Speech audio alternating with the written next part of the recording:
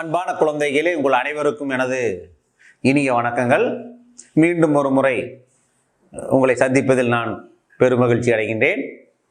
கடந்த வகுப்புகளில் நீங்கள் எடுத்த பாடங்களையும் செயல்பாடுகளையும் நீங்கள் தெளிவான முறையில் செய்து கொண்டிருப்பீர்கள் என்பதை நான் அறிந்து மிக்க மகிழ்ச்சி அடைகின்றேன்.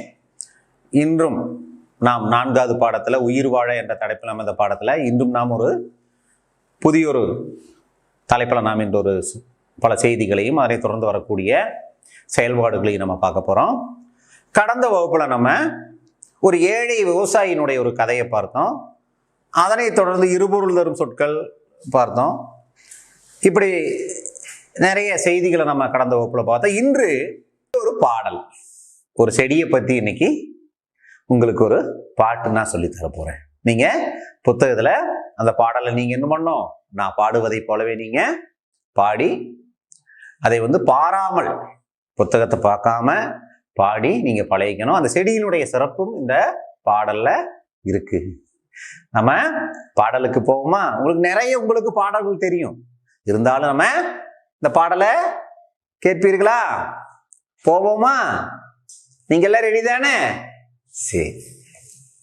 செடியில் அற்புதம் கண்டேன். அப்படி தோட்டத்துக்கு செல்லும் வழியில் தொட்டாச்சி நீங்கி செடிய பார்த்தேன். தோட்டத்துக்கு செல்லும் வழியில் தொட்டாச்சி நீங்கி செடிய பார்த்தேன். தோட்டத்துக்கு செல்லும் வழியில் தொட்டாச்சி நீங்கி செடிய பார்த்தேன். நாட்டம் கொண்டு அதன் அருகே நானும் சென்று தொட்டு பார்த்தேன். எந்த செடியை பத்தி நம்ம பாடல்ல பார்க்க போறோம்? தொட்டாச்சி நீங்கி செடி. கேட்டிருக்கீங்களா? தொட்டால் சுருங்கின்னு அதுக்கு ஒரு பேர் இருக்குது, தொட்டா வாடின்னு ஒரு பேர் இருக்குது. அந்த செடி நீங்க பார்த்துருக்கீங்களா? சரி சரி. கிராமங்கள் அது மிகப்பெரிய மருத்துவ குணமுடைய ஒரு செடி. அது முட்கள் இருக்கும், அப்படித்தானே? சின்ன உருண்டை ஒரு அழகான ஒரு பஞ்சு போல் இருக்கக்கூடிய ஒரு பூவெல்லாம் அதில் இருக்கும். பாருங்க அந்த செடியை பாருங்க. தோட்டத்துக்கு செல்லும் வழியில் தொட்டாச்சி நீங்கி செடிய பார்த்தேன். நாட்டம் கொண்டு அதன் அருகே நானும் சென்று தொட்டு பார்த்தேன். நாட்டம் கொண்டு அதன் அருகே நானும் சென்று தொட்டு பார்த்தேன். செடியை நானும் மெல்ல தொட்டேன், சேர்ந்து இலைகள் மூட கண்டேன். செடியை நானும் மெல்ல தொட்டேன், சேர்ந்து இலைகள் மூட கண்டேன். நொடியில் சுருங்கிய செடியை கண்டு நானும் அருகில் நன்கு அமர்ந்தேன். நொடியில் சுருங்கிய செடியை கண்டு நானும் அருகில் நன்கு அமர்ந்தேன். தோட்டத்துக்கு செல்லும் வழியில் தொட்டாச்சி நீங்கி செடிய பார்த்தேன். நாட்டம் கொண்டு அதன் அருகே நானும் சென்று தொட்டு பார்த்தேன். அப்ப நம்ம தோட்டத்திற்கு போகின்ற வழியில ஒரு தொட்டாச்சி நீங்கி செடியை நாம் பார்க்கிறோம். அந்த செடியினுடைய தன்மைகளை பற்றி தான் நம்ம பார்க்கிறோம். அந்த செடியை நாம் தொட்டால் போதும், அது அப்படியே என்ன செய்து விடும்? சுருங்கி விடும். பட்டு போனதை போல அதனுடைய இலைகள் எல்லாம் வாடி வதங்கி விடும் என்று சொல்றாங்க. தோட்டத்துக்கு செல்லும் வழியில் தொட்டாச்சி நீங்கி செடிய பார்த்தேன். நாட்டம் கொண்டு அதன் அருகே நானும் சென்று தொட்டு பார்த்தேன். இதே போல நீங்க பாடணும். இங்கே பாடுங்க பார்ப்போம், சொல்லுங்க. கொஞ்சம் பேத்துக்கெல்லாம் நல்லா பாடுறீங்க. இது அப்படியே பாராமல் பாடி பழகணும். இப்ப தொட்டா வாடி செடி போல நாம் என்ன செய்யலாம்? வெவ்வேறு தாவரங்களை நம்ம பயன்படுத்தி வேற செடிகளை நாம் உட்படுத்தி பாடலாம். அடுத்து பாருங்க. மெல்ல நானும் மீண்டும் தொட்டேன், மீண்டும் இலைகள் சுருங்க கண்டேன். மெல்ல நானும் மீண்டும் தொட்டேன், மீண்டும் இலைகள் சுருங்க கண்டேன். மெல்ல மெல்ல மீண்டும் தொட்டேன், மீண்டும் மீண்டும் சுருங்க கண்டேன். மெல்ல மெல்ல மீண்டும் தொட்டேன், மீண்டும் மீண்டும் சுருங்க கண்டேன். தோட்டத்திற்கு செல்லும் வழியில் தொட்டாச்சி நீங்கி செடிய பார்த்தேன். நாட்டம் கொண்டு அதன் அருகே நானும் சென்று தொட்டு பார்த்தேன். எத்தனை எத்தனை செடிகள் கண்டேன், அத்தனை செடியிலும் அற்புதம் கண்டேன். எத்தனை எத்தனை செடிகள் கண்டேன், அத்தனை செடிகளும் அற்புதம் கண்டேன். செடியும் கொடியும் மரங்களுமே நாம் செழிப்பாய் வாழ உதவிடுமே. செடியும் மரமும் கொடிகளுமே நாம் செழிப்பாய் வாழ உதவிடுமே. அப்போ ஒவ்வொரு தாவரங்களும் கொடிகளும் மரங்களும் செடிகளும் நாமெல்லாம் செழிப்பான முறையில சிறப்பான முறையில வாடுவதற்கு உதவி செய்கின்றன. இந்த பாடல் உங்களுக்கு பிடிச்சதா? தொட்டா சினிங்கியோடது. தொட்டால் சினிங்கி. நம்ம கிராமப்புறத்துல எல்லாம் தொட்டால் வாடி என்று சொல்வார்கள். புரிகிறதா? அதே போல செடியில் நம்ம பார்த்தோம்னா கிராமப்புறங்கள்ல எல்லாம் இருக்கும், சின்ன முட்கள் இருக்கும், கால் வைத்து அந்த முள் என்ன செஞ்சிடும், குத்திரும். விலங்குகள், ஆடு போன்றவைகள் எல்லாம் இந்த தாவரத்தை வந்து நல்லா சாப்பிடும். அதாவது தொட்டா சினிங்கி என்று நம்ம பார்க்கிறோம். இதே போல சில தாவரங்கள் இருக்குது. இப்ப நீங்க வந்து நிலக்கடலையெல்லாம் நீங்க பார்க்கலாம். இரவு நேரத்துல இந்த நிலக்கடலை செடி என்ன ஆகும், உறங்கும். அது இதே போல இலையெல்லாம் இரவு நேரம் நீங்க நிலக்கடை தோட்டத்துக்கெல்லாம் நீங்க போய் பார்த்தீங்கன்னா அந்த தோட்டமே மொத்தமா வாடி போனதை போல உங்களுக்கு பார்க்கலாம். அதே போல தூங்கு மூஞ்சி மரம், இந்த இலைகளை எல்லாம் அது என்ன செய்யும், சுருக்கி கொண்டு அவைகள் இருக்கிறத நம்ம பார்க்கிறோம். தொட்டால் சினிங்கி செடியை தொட்டு பார்த்து இது உங்களுக்கு மிகவும், நீங்க தொட்டா சினிங்கி செடி நீங்க தொட்டு பார்த்திருக்கீங்களா?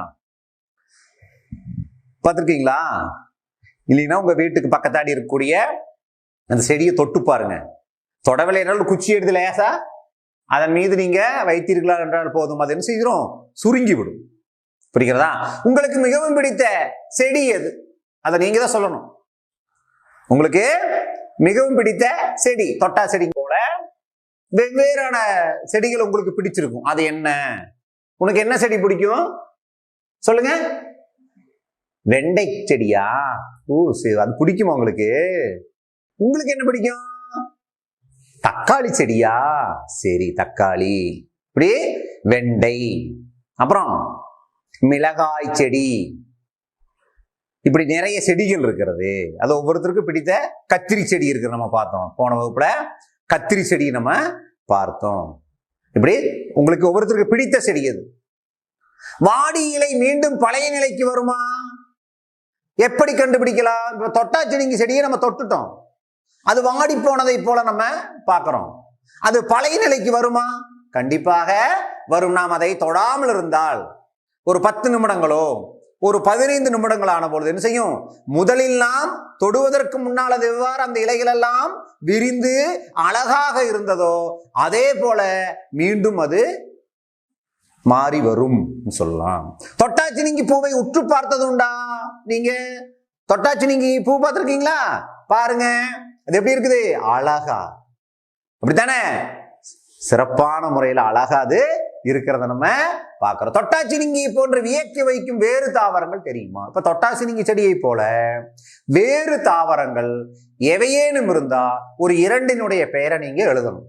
வேறு தாவரங்கள், தொட்டாச்சி நீங்கியை போல வேறு தாவரங்கள் எவையேனும் இருந்தால் நீங்க என்ன பண்ணணும், 2 பெயரை நீங்க அங்க நீங்க என்ன பண்ணணும், இந்த கேள்விக்கு பக்கத்தாடி நீங்க எழுதணும். எழுதுவீங்க தானே? சரி, பாடாமல் பாடலாமா? அடுத்தது பாருங்க, நம்ம பாடப்பகுதியில ஒரு பாடலைமை பார்த்தோம். என்ன பாட்டு? தொட்டாச்சி நீங்கி செடிய பார்த்து தோட்டத்துக்கு செல்லும் வழியில் தொட்டாச்சி நீங்கி செடிய பார்த்த, அப்படி ஒரு பாடல் வரி நம்ம பார்த்தோம் இல்லையா? பார்த்தீங்கல்ல?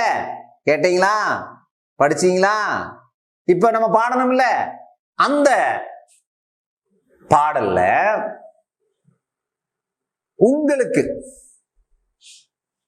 உங்களுக்கு எந்த அல்லது எத்தனை வரிகளை உங்களுக்கு பார்க்காம பாட முடியும்?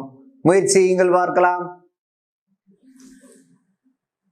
தோட்டத்துக்கு செல்லும் வழியில் தொட்டாச்சி நீங்கி செடிய பார்த்த அப்படிங்கிற பாடல்ல உங்களுக்கு எத்தனை வரிகள் பாராமல் பாட முடியும்?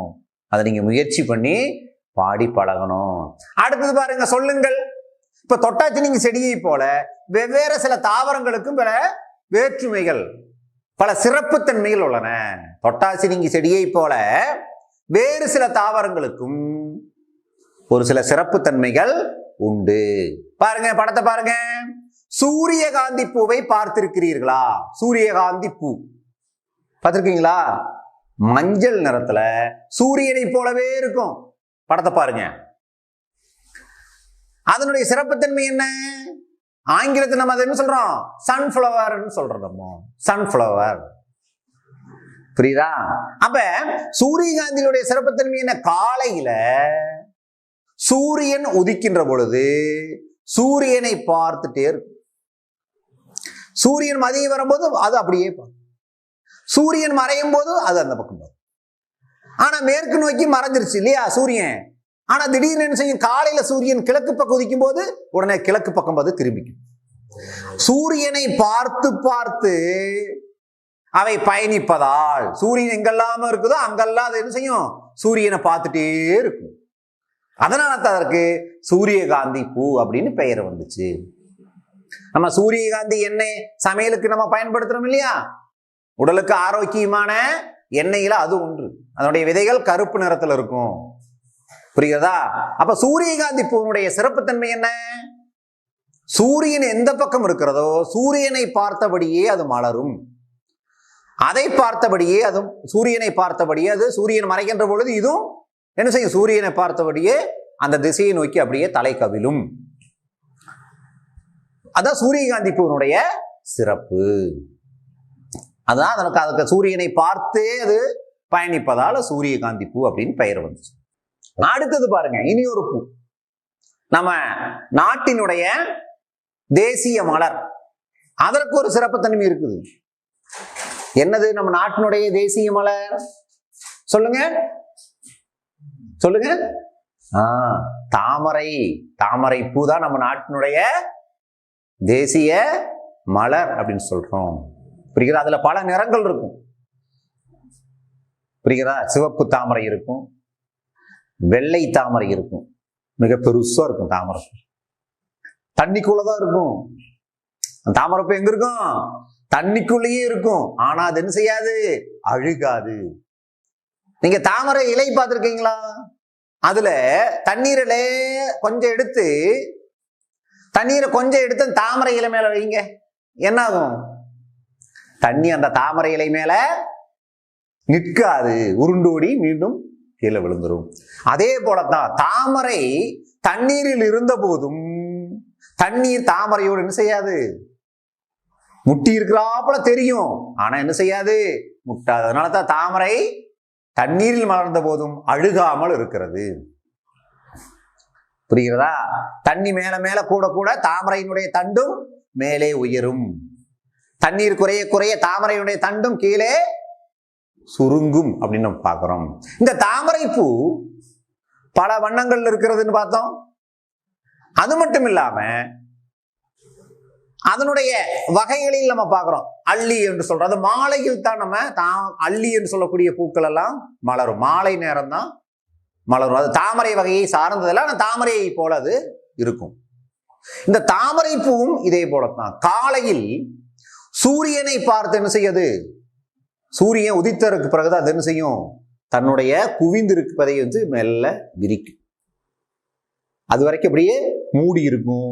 சூரியனை பார்த்த பிறகு அப்படி மெல்ல மலரும். அதே போல சூரியனை பார்த்தபடியே அது பயணிக்கும். சூரியன் மறைந்த பிறகு அது என்ன செய்யும்? மீண்டும் மூடிக்கொள்ளும். இதான் தாமரை பூவினுடைய சிறப்பு. புரிகிறதா? நம்ம முதல் 2வது பாடத்துல நம்ம தாமரை பூ பத்தி பார்த்தோம்ல. தாமரை பூல மாலையெல்லாம் நம்ம தமிழ் செல்விக்கு உண்டாக்கி கொடுத்தாங்க இல்லையா? அது தாமரை பூ அப்படின்னு நம்ம பார்க்கிறோம். அடுத்தது இவங்க இதே போல ஒவ்வொரு தாவரத்திற்கும் ஒவ்வொரு சிறப்பு தன்மைகள் எல்லாம் இருக்கிறது. மேலும் மேலும் நம்ம போற வகுப்புகள்ல, வருகின்ற வகுப்புகள்ல நம்ம அதை பத்தி பார்ப்போம். அடுத்தது பாருங்க, கவனியங்கள். எதனை கவனிக்கலாம் பாருங்க. நீங்க தொட்டாச்சினி செடியை நீங்க போய் உற்று பார்க்கணும். இந்த பாடம் முடிஞ்ச பிறகு எங்காவது தொட்டாச்சினிங்கி தாவரம் இருந்தா அதுக்கு பக்கத்தால போகணும். தொட்டாச்சினிங்கி இலையை கவனித்து பாருங்கள். அந்த இலையினுடைய நுனி கூர்மையாக இருக்கிறதா இலை வட்டமாக இருக்கிறதான்னு பார்க்கணும். இப்ப பலாமரத்தினுடைய இலை பார்க்கிறோம், வட்டமா தான் இருக்கும், கூர்மையாக இருக்காது. வாழை மரத்தினுடைய இலை கூர்மையாக இருக்காது, வட்டமா இருக்கு. அந்த நுனி வட்டமா இருக்கும். எருக்க இலை அது வட்டமா இருக்கும். பூவரச மரத்தினுடைய இலை அதுவும் வட்டமா இருக்கும். சில இலைகள் கூர்மையா இருக்கும். தாவரத்தினுடைய இலைகள் கூர்மையா இருக்கிற இலைகள் பார்த்துக்கலாம். நம்ம தொட்டாவாடி தாவரத்தினுடைய இலை எப்படி இருக்கும்? கூர்மையாகத்தான் இருக்கும். அதனுடைய நுனி கூர்மையாக இருக்கும். அப்ப தொட்டாவாடி தாவரத்தினுடைய இலை கூர்மையா இருக்கும். அதே போல வேறு கூர்மையா இருக்கக்கூடிய மாவிலை பார்க்கலாம். மாவிலையினுடைய நுனி கூர்மையா இருக்கும். அந்த நுனி சற்று கூர்மையாக இருக்கிறத நம்ம பார்க்கிறோம். சில தாவரத்தினுடைய இலைகள் எப்படி இருக்கும்? பற்கள் போல் இருக்கும். நம்முடைய பற்களை போல இருக்கும் சில தாவரத்தினுடைய இலையினுடைய நுனிகள். உதாரணத்துக்கு நம்ம அருவாள் மனை பூண்டு அப்படிங்கிற ஒரு இலை இருக்கு. அறுக்கக்கூடிய அருவாள் மனை போலயே அதனுடைய இலையினுடைய அந்த பற்கள் இருக்கிறத நம்ம பார்க்கிறோம். இனி நம்ம வீட்டை சுற்றி, நம்முடைய வீடெல்லாம் இருக்கு இல்லையா, நம்ம வீட்டை சுற்றி நிறைய தாவரங்கள் இருக்கிறது. அவைகள் செடிகளாகவும் கொடிகளாகவும் மரங்களாகவும் இருக்கிறது. இவைகளை எல்லாம் நீங்க என்ன பண்ணணும்? பார்த்து தாவரத்தினுடைய இலைகளை நீங்க என்ன பண்ணலாம்? அச்சு எடுக்கலாம் இல்லையா? இலைகள்ல ஒரு பக்கம் நீங்க என்ன பண்ணலாம்? மசி தடவி நீங்க என்ன பண்ணலாம்? வெண்மீர காயத்துல வச்சா அதனுடைய அச்சு நமக்கு கிடைக்கும்.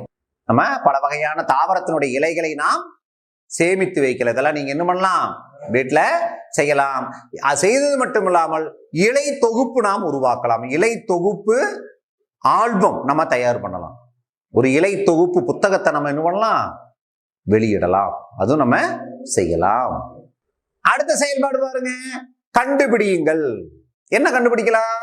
கீழ்வரும் சொற்களின் பொருள் தரும் சொற்களை பாடலில் இருந்து கண்டுபிடித்து எழுதுங்கள். எங்கிருந்து நம்ம கண்டுபிடிச்சு எழுதணும்? பார்த்தோம் இல்லையா நம்ம ஒரு பாட்டு. என்ன பாட்டு சொல்லுங்க? அதேதான்.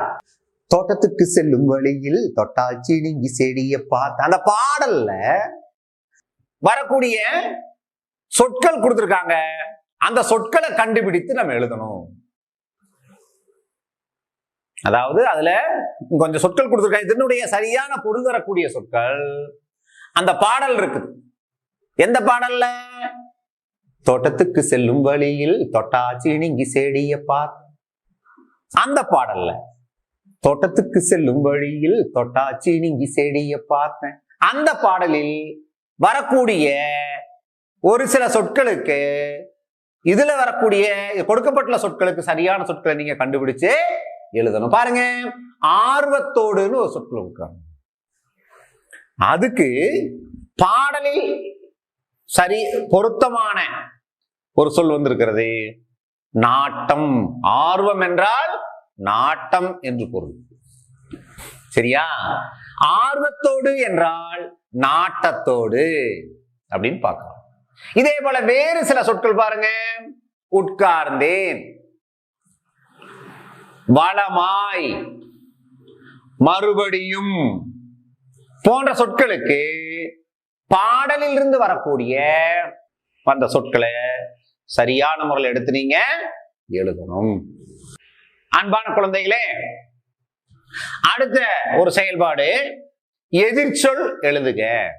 கொடுக்கப்பட்டுள்ள சொற்களுக்கு எதிரான சொற்களை நம்ம அங்க எடுத்து எழுதணும். நம்ம கடந்த வகுப்புகளை நம்ம நிறைய இதே போல பல சொற்களை நம்ம பார்த்திருக்கிறோம். இங்கு பாருங்க, இவைகளும் பாடலில் வந்த தோட்டத்துக்கு செல்லும் வழியில் தொட்டாச்சி நீங்கி செடிய பார்த்தேன் என்று தொடங்கும் பாடலில் வந்துள்ள சொற்களை தான் கொடுத்திருக்காங்க. இதற்கு நீங்க என்ன பண்ணணும்? எதிர் சொற்களை நீங்க எழுதணும். பாருங்க, ஒன்று அருகே என்ற ஒரு சொல் கொடுத்திருக்காங்க. அருகே பக்கம் இல்லையா? பக்கத்துல என்று பொருள். அதுக்கு எதிர் சொல்ல நீங்க எழுதணும். மெல்ல, மெல்ல என்றால் மெதுவாக அர்த்தம். அதுக்கு எதிர் சொல்ல நீங்க வலப்பக்கம் எழுதணும். சேர்ந்து ஒரு சொல் என்ன? சேர்ந்து. இனி ஒரு சொல் அருகில். சேர்ந்து, அதற்கு அடுத்த சொல் அருகில். இனி ஒரு சொல் என்ன? சுருங்கிய. இப்ப தொட்டா வாடியை நாம் தொட்டால் என்ன ஆகும்? தொட்டாச்சி நீங்க செடியை நாம் தொட்டால் அது சுருங்கும்.